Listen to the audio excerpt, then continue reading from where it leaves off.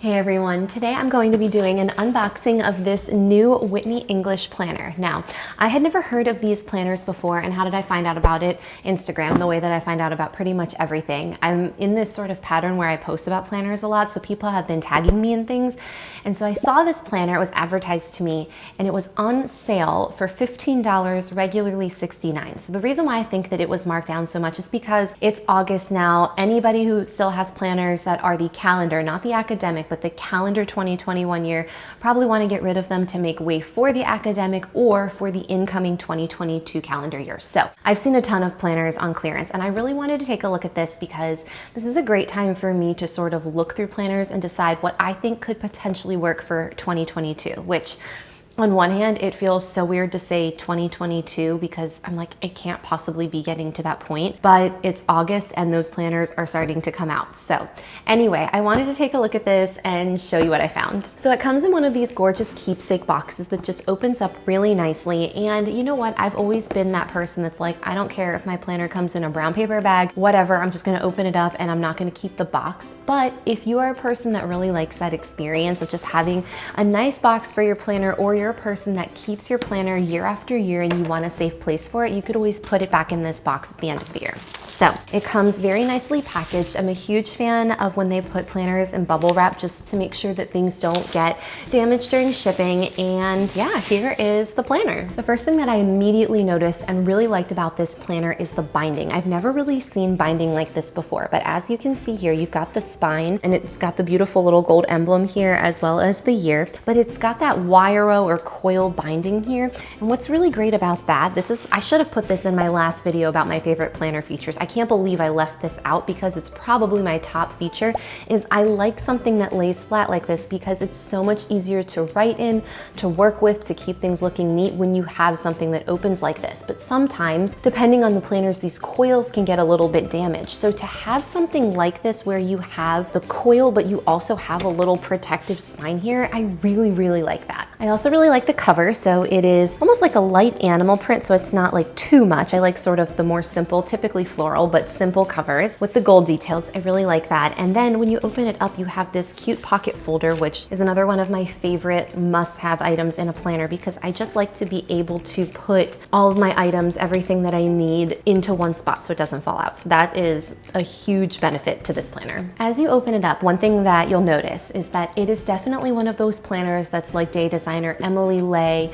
the Home Edit, because they just released a bunch of planners at Target, which I really like them too, is that it's got activities and work. So sometimes you get a planner and it's just a basic old planner, which is great.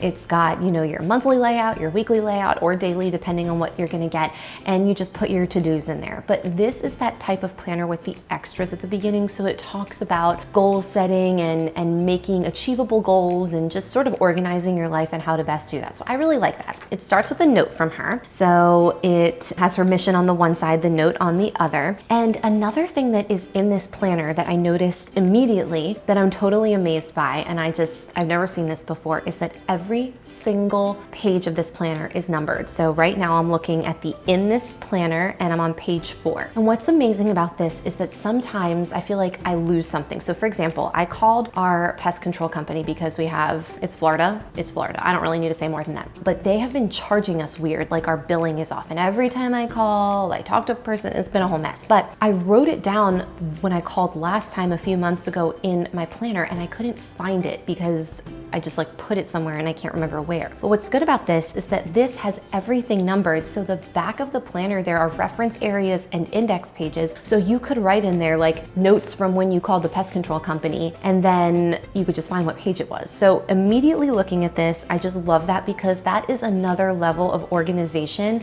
that I have yet to see in any other planner. So if you've seen that in a planner, let me know in the comments below, but I was completely amazed by that. So continuing on, it talks about in this planner. So it gives you an overview of how to use the planner, the format, the layout, all of that. And then it goes on to heart goals. So all of these really nice high-end planners who do the goal thing tell you about their goals and why it's the best way. But I really do like this. I don't think that there is per se a wrong way to do goal setting, but you have to find out what works for you. Sometimes goal setting can be really overwhelming because it just feels like too much. It's too much of a process. So I think finding what works for you is really good. So anyway, if you look here at the heart goals, she talks about heart goals is not one more thing.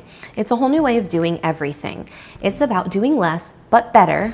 I really like that. In the right order in every area of our lives. Learning heart goals and applying it to your life will help you understand the 5 basic human needs we all have, the real reason we chase our dreams, how to focus on your needs to get what you want, how to create an effective daily plan for balanced living, and how to filter and prioritize your task list. So right off the bat, you get a good explanation of the goals and how you're going to start working on them. As you flip to the next page, you get Heart Goals 101. So it talks about helping yourself, empowering yourself, just a bunch of different steps.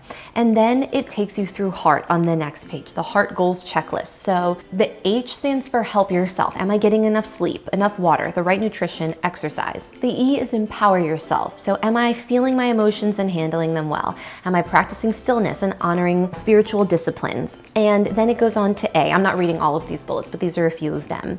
All of your people. Am I moving away from toxic people? Am I surrounding myself with people I admire? Am I building meaningful relationships with those who matter most? And I think that's a really good question to ask, because sometimes I spend too much time on my phone, which is just a really bad habit that I have. And sometimes I'm scrolling and I have this thought of do you ever look at a picture on social media and it's a group shot and you're like, without looking at the name, I don't even know who the person that I know is in that photo. I must have become Facebook friends with you 150 years ago, and I don't even, we don't talk, and not that any of that's bad, right? I don't think it's bad to have social connections on various platforms with people you do or don't know, but I often wonder, why am I spending so much time scrolling, and am I wasting my time? And so I recently did a challenge, and I wouldn't even say it was a challenge because I didn't set a goal or anything like that. I just deleted a couple apps from my phone that I was way overusing during the day and in the evening, and I was so much happier and so much more clear-headed. So anyway, I know that was a tangent, but I do think that's a good question, is asking yourself these questions and then seeing how it impacts your daily habits. So moving along, resources and responsibilities. How did my income grow? Where does the money need to go? What do I still owe? A couple more money questions. And again, you might have your budget and your financial goals set up in a specific way, but there are some questions to help you think through things there. And then lastly, trade and talents. Am I using my talents and strengths to help others? Are my tasks moving me closer to my dream list goals? And isn't that the million-dollar question? Am I using my talents and strengths to help others, to make other people happy, to make myself happy? Am I feeling fulfilled? It's a great question. So a lot of really neat goal setting questions for you. Then it moves on to the 5 lists. So it goes through some of those lists that she refers to before, the dream list. So what you want to accomplish this year, in the next 5 years, 10 years, in your lifetime, right? And there is a bucket list on page 12. She has it here, and I'll show you that in a second. There's the master list of long-term projects that you want to make happen. The next is your project list, the things that you're currently working on. And then the daily list, what needs to get done today. And last is a leftover list, something that doesn't necessarily fit into any of these buckets. And I think having these separate categories is so good and so helpful, because sometimes, not sometimes actually, I would say all the time, that's my personal biggest struggle with a planner. So I'll have go to Target, pick up milk, don't forget to mail the one thing that you were supposed to mail. But then also in my planner is set goals for your budget for the next 3 years. And it's those are not on the same level. They don't necessarily belong in the same place. So it's nice to have a space, the leftover list, to put those extras there. And moving along, there is the how to plan your day. I won't go through all of these tips, but a couple of favorites. One, do a brain dump. I absolutely love that tip because it's a great way to, I think, feel less stressed, because you're not wait, what was I trying to remember?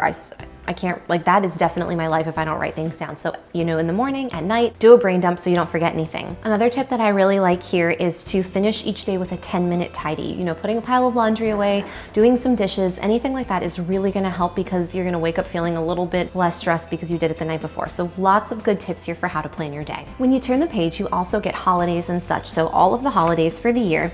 And you also get a 2021 calendar at a glance, perpetual calendar, just really helpful to have. Just note that it starts on a Monday, so it's not a Sunday calendar start date, so keep that in mind when you're looking at it. Page 12 is the dream list, 13 is the master list, and it goes on to 14. And after that, there is a page for the heart goals check-in. When you move along, you're now into the planner. So you're into January, which has got a great spread. I like having that column on the side in case you want to write down any little notes. There's plenty of space up top too if you want to write down details. And the squares have little lines on them. Now, normally I like to have no lines or light lines on my planner, but I do think that they look neat so it's not distracting. And they also have some artwork here. So for the holidays, it almost looks like hand-drawn art. Now, another note that I want to keep in mind is just like on the At a Glance perpetual calendar a few pages before, these calendars for the monthly view also start on a Monday. So if that's a deal breaker for you, you need one that starts on a Sunday, keep that in mind. There are absolutely gorgeous tabs in this planner, so each month is easy to get to because you've got the January through December tabs, and they're colorful, but they also have a little gold detail, which I love so much. The one thing that I really love about this planner is the weekly view. You know, I'm always looking for a unique weekly view because I have found that sometimes having the blocks for Monday, Tuesday, Wednesday, Thursday, Friday, and then you get to share the block for Saturday and Sunday just doesn't work because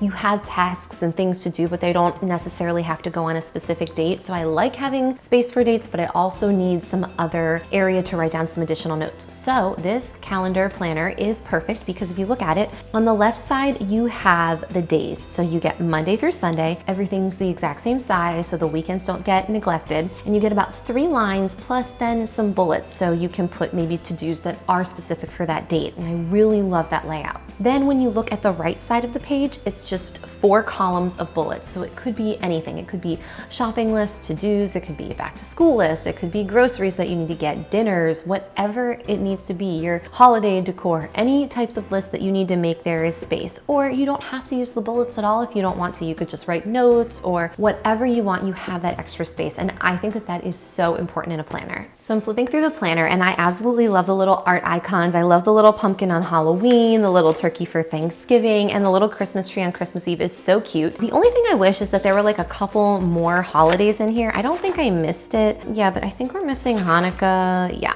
no Hanukkah in here. There's a couple other holidays that I'm not seeing, so that's okay. I understand that some planners don't have every single holiday, but it would be nice to have a few additional ones in there, just thinking about things that I celebrate. But one thing that's nice as you flip through is that at the end of each month, you get that heart goal check-in to just see where you are, to reflect, make sure that you're achieving your goals, and if not, maybe thinking about what you can do to get there. Now, continuing on, there is a notes section, so probably, I mean, you know how I feel about note pages. I love them. I think this is probably about, it looks like about 8 or 9 sheets of notes pages, so about, that would be what, 18 or 20 pages, and I really like that because you always need extra space in the back. And then you have your reference space and your index as well, so you can refer back to what you're looking for.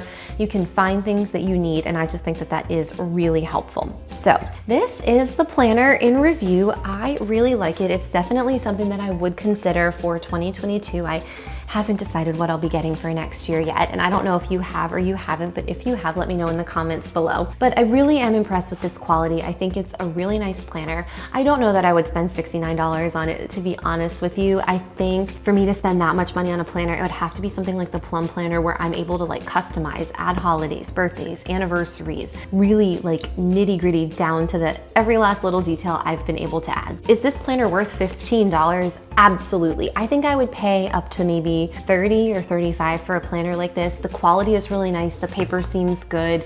It's very sturdy and I really like that. I just think that when you get to close to 70, I mean, you're gonna need a planner that's gonna like follow you around and organize your life for you. So anyway, all in all, I would say this is a great planner, highly recommend. And I've noticed that she does sales frequently. So I guess as we get into the holidays, we'll see if some of these go on sale or on clearance or any of that. So anyway, I hope you enjoyed this review. If you did, like, subscribe, and I'll see you next time.